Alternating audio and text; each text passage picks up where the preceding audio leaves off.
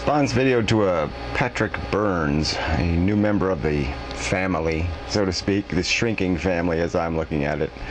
Yeah, and the general subject of who we are and what the hell we're going to do with ourselves into the future. Is this human thing really working? You know, bottom line. He said some things. I mean, I'm not going to argue what part of me wants to kill itself. You know, whether it's the ape or the intelligence, or whether they've agreed with each other that, you know, we're fucked.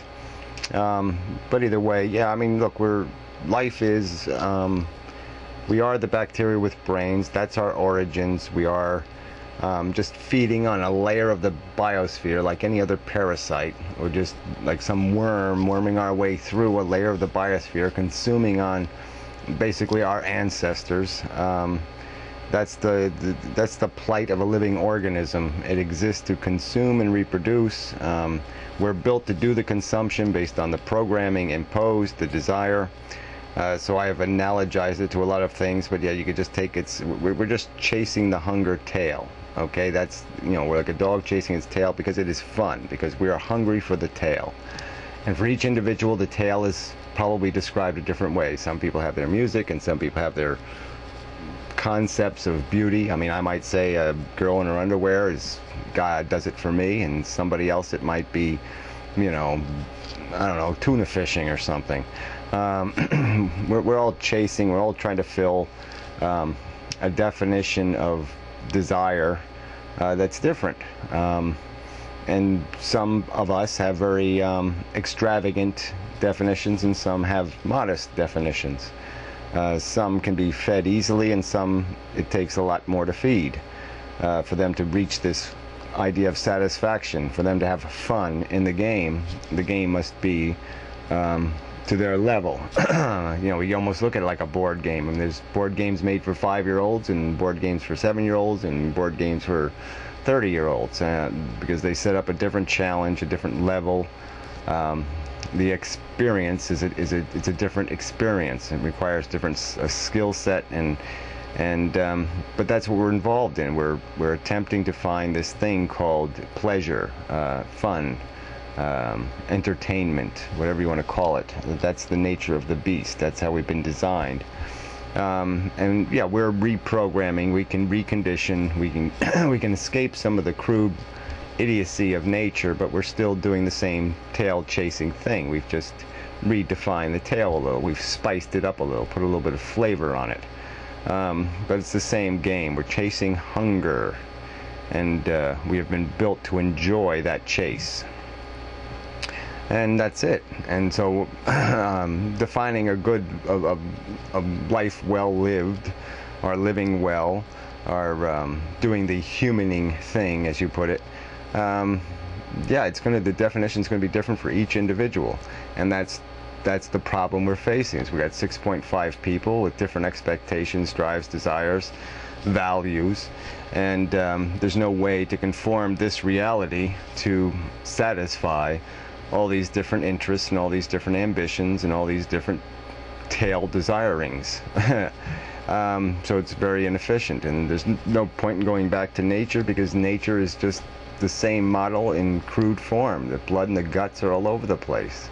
The expense. And that's where we start to try to figure this out. If it wouldn't mean anything, if it's just tail chasing, if it was just chasing hunger and there was no blood, then who cares? But the fact is we can't do this chasing thing without exploiting, without eating, without consuming this thing called suffering and pain and sacrifice and sweat and work, all these negative things that have to be part of the platform that this dog does his chasing on.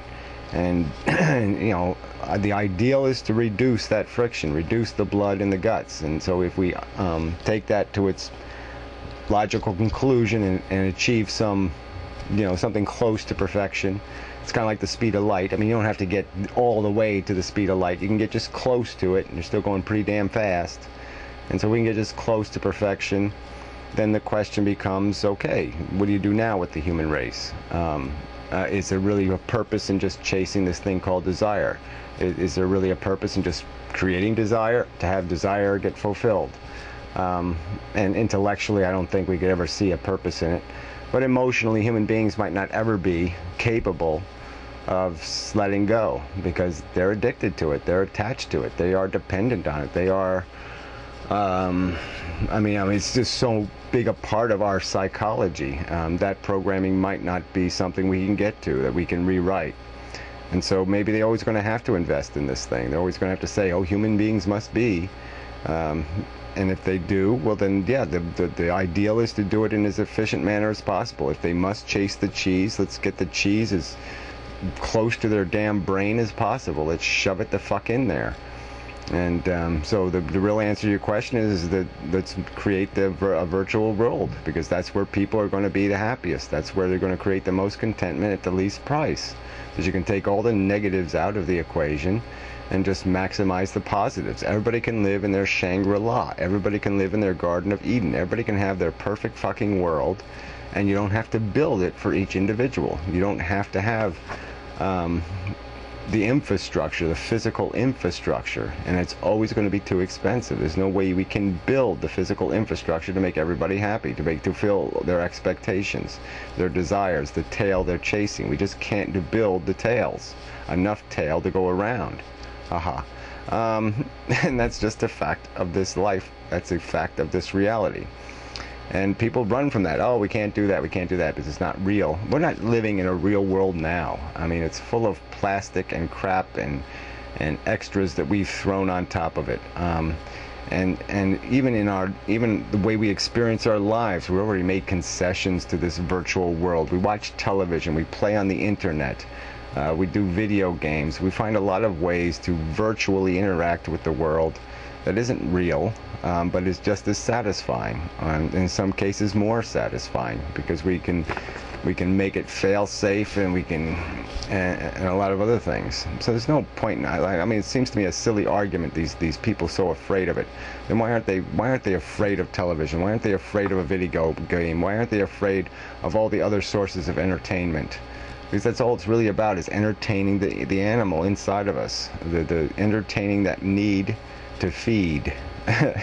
And that's all it is. That's really all there is to this equation. So let's do it the most efficient way possible, and it's always, logically, it's going to be virtually, because like I said, there's no way you can make the physical infrastructure meet the expectations of human beings unless you constrict human beings into some sort of generic white bread kind of boring, unimaginative, undesirous piece of crud. I mean, the only way you could do it is by stealing from us the only thing that makes us at all interesting, which is our uniqueness and our eccentricities. So unless you're willing to sacrifice all that and just become a generic that can be fed easily in a real world, there's no point even talking about staying with that as being the mission. The mission's got to be is to entertain the elaborate psychology, and you're only going to do that with perceptually virtual experiences. That's the future, and that's what we should be working towards. That's the way to solve all of these problems. If people need to have children, let them have virtual ones. Okay, let them not turn the world, blight the world, destroy the potential to even have a future, indulging their real world needs, because that real world need is a threat to even our existence, at least as a civilized race. I mean, we might exist as monkeys again, and we'll fill some little niche again, but what's the point in that? Yeah, there's going to be some people always going to glorify nature, just as people are always going to say, because there's a book written and somebody says God wrote it, they're going to believe it.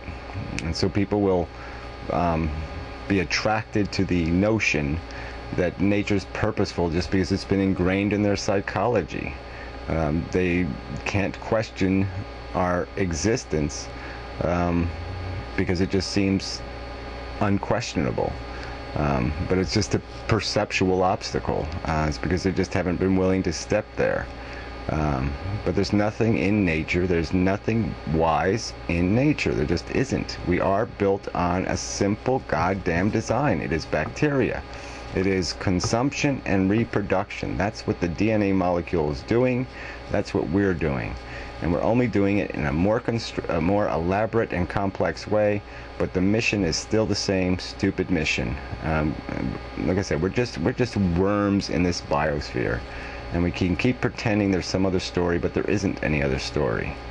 Nature is an ugly business, and anything beautiful in it is only beautiful because we've been designed to see the beauty, because we've been designed to see it as beautiful. But it's all a horse's ass, theoretically. Okay? It's all shit, theoretically. There's a Monty Python song, you know, life's a piece of shit when you look at it. You know, that's one of the lyrics. And that's the damn truth. The more you examine it, the more you will see. You will see the detail of the shit, okay? Because there isn't a rational bit of it. There isn't a truly a meaningful or beautiful element in it. It is all crass. It is all built, as I say, on this insane notion of a bacteria wishing to take over the planet.